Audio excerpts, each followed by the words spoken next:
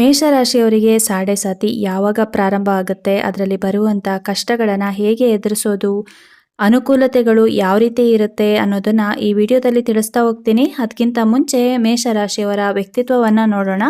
ರಾಶಿ ಚಕ್ರದ 12 ರಾಶಿಯಲ್ಲಿ ಮೇಷರಾಶಿ ಮೊದಲನೇ ರಾಶಿಯಾಗಿರುತ್ತೆ.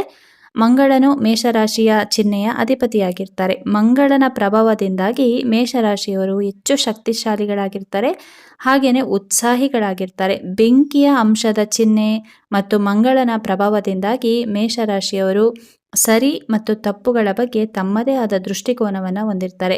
ಈ ರಾಶಿಯ ಜನರು ಬಹಳ ಇಂಡಿಪೆಂಡೆಂಟ್ ಆಗಿ ಇರೋದಕ್ಕೆ ಬಯಸ್ತಾರೆ. ಮಂಗಳನ ಪ್ರಭಾವದಿಂದ ಈ ರಾಶಿಯ ಜನರು ನಿರ್ಭಯ ಮತ್ತು ಧೈರ್ಯಶಾಲಿಗಳಾಗಿರ್ತಾರೆ. ಆದರೆ ಇವರ ಮನಸ್ಸು ಮಕ್ಕಳಂತೆ ಮುಗ್ಧತನದಿಂದ ಕೂಡಿರುತ್ತೆ.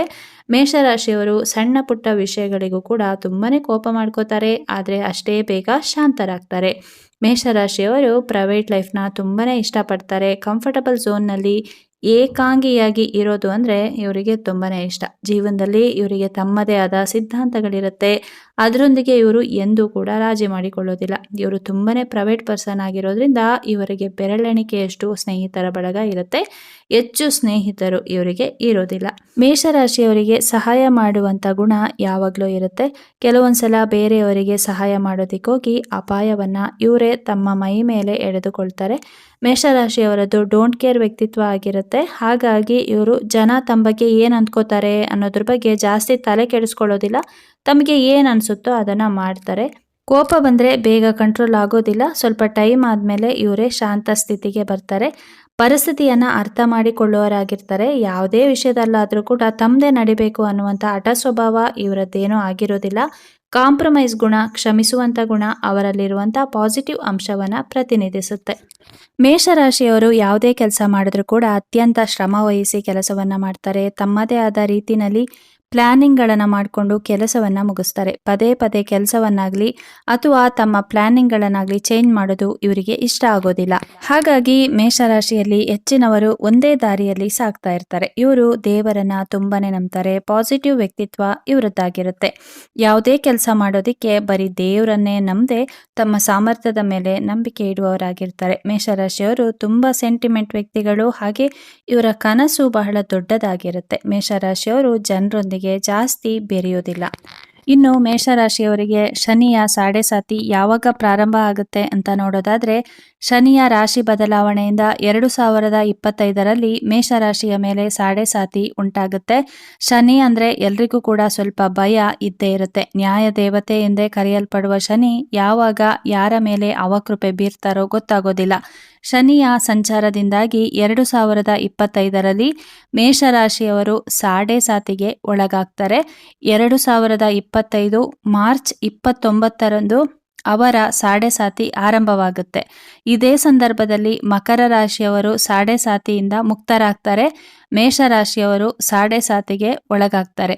ಇದರಿಂದ ಮೇಷರಾಶಿಯವರು ಆರ್ಥಿಕವಾಗಿ ಮತ್ತು ಆರೋಗ್ಯ ಮತ್ತಿತರ ವಿಚಾರದಲ್ಲಿ ಸ್ವಲ್ಪ ಹಿನ್ನಡೆ ಅನುಭವಿಸ್ತಾರೆ. ಮಾರ್ಚ್ 2025ರಲ್ಲಿ ಶನಿಯು ಮೀನರಾಶಿಗೆ ಪ್ರವೇಶ ಮಾಡ್ತಾರೆ.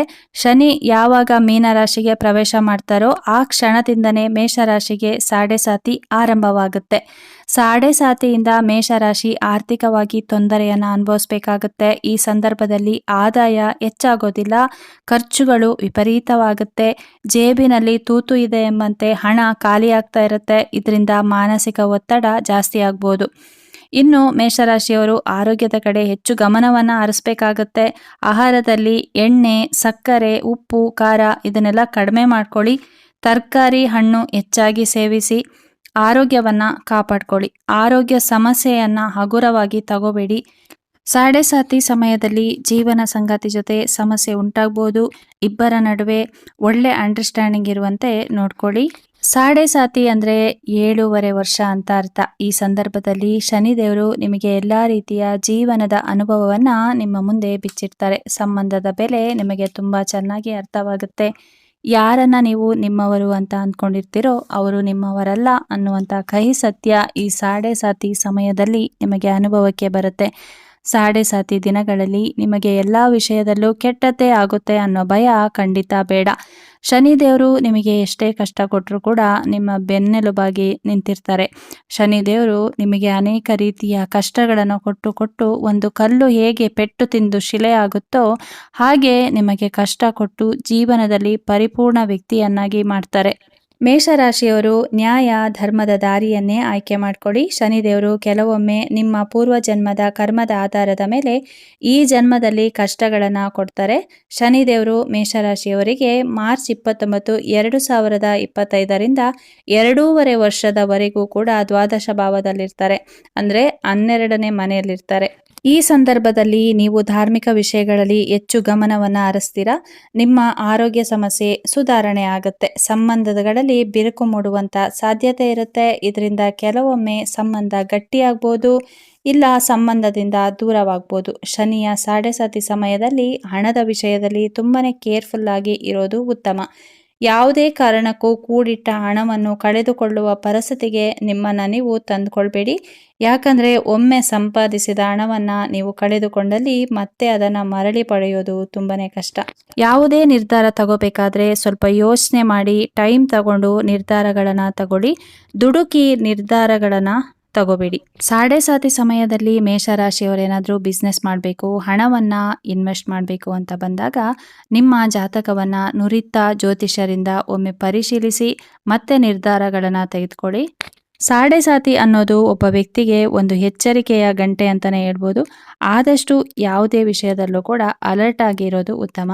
ಯಾರನ್ನು ಕೂಡ ಹೀಯಾಳಿಸೋದಕ್ಕೆ ಹೋಗಬೇಡಿ, ಬ್ಲೇಮ್ ಮಾಡೋದಕ್ಕೆ ಹೋಗಬೇಡಿ. ಹಾಗೆಯೇ ಯಾರನ್ನ ಕೂಡ ಬ್ಲೈಂಡ್ ಆಗಿ ನಂಬೋದಕ್ಕೆ ಕೂಡ ಹೋಗಬೇಡಿ. 2.5 ವರ್ಷ ಕಳೆದ ನಂತರ 2ನೇ ಹಂತದ ಸಾಡೆ ಸಾತಿ ಸಂದರ್ಭ ನಿಮಗೆ ಒಳ್ಳೆಯ ಫಲವನ್ನು ದೇವರು ನೀಡ್ತಾರೆ. ಈ ಸಂದರ್ಭದಲ್ಲಿ ವ್ಯಾಪಾರ ಅಭಿವೃದ್ಧಿಯಾಗುತ್ತೆ, ನಿಮಗೆ ಒಳ್ಳೆಯ ಬುದ್ಧಿ ಪ್ರಾಪ್ತಿಯಾಗುತ್ತೆ, ವಿವಾಹ ಯೋಗ ಪ್ರಾಪ್ತಿಯಾಗುತ್ತೆ, ನಿಮ್ಮ ವೈವಾಹಿಕ ಜೀವನ ಬಾಂಧವ್ಯ ತುಂಬಾನೇ ವೃದ್ಧಿಯಾಗುತ್ತೆ. ಇನ್ನು 3ನೇ ಹಂತದ ಸಾಡೆ ಸಾತಿಯಿಂದ ನಿಮ್ಮ ಫೈನಾನ್ಷಿಯಲ್ ಸ್ಟೇಟಸ್ ತುಂಬಾನೇ ಸ್ಟ್ರಾಂಗ್ ಆಗುತ್ತೆ. ಹೊಸ ಉದ್ಯೋಗ ಅವಕಾಶಗಳು ನಿಮಗೆ ದೊರೆಯುತ್ತೆ. ಸಾಡೆ ಸಾತಿ ಹಂತದಲ್ಲಿ ವಯಸ್ಸಾದವರಿಗೆ ನಿಂದನೆಯನ್ನು ಮಾಡಬೇಡಿ. ಯಾರನ್ನೇ ಆಗಲಿ ಗೌರವದಿಂದ ನೋಡುವ ಪ್ರವೃತ್ತಿಯನ್ನು ಬೆಳೆಸ್ಕೊಳ್ಳಿ. ನಿಮ್ಮ ಒಳ್ಳೆಯ ಕೆಲಸ ಕಾರ್ಯಗಳಿಗೆ ಶನಿದೇವರು ಒಲಿತಾರೆ. ನಿಮ್ಮ ಕಷ್ಟಗಳನ್ನು ದೂರ ಮಾಡ್ತಾರೆ.